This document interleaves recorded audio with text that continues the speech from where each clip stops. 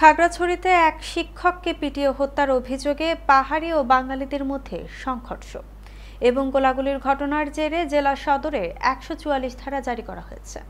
নিহতের নাম Khagrachari technical school and কলেজের ইন্সট্রাক্টর ও বিভাগীয় প্রধান শিক্ষক আবুল হাসানাত মোহাম্মদ সোহেল রানা।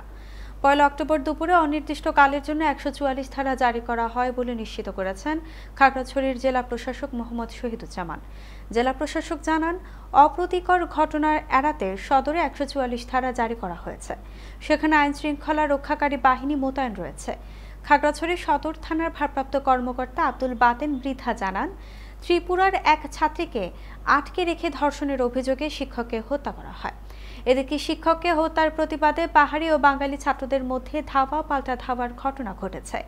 ভাঙচুর হয়েছে টেকনিক্যাল স্কুল অ্যান্ড কলেজের বিভিন্ন কক্ষ ও আসবাবপত্র।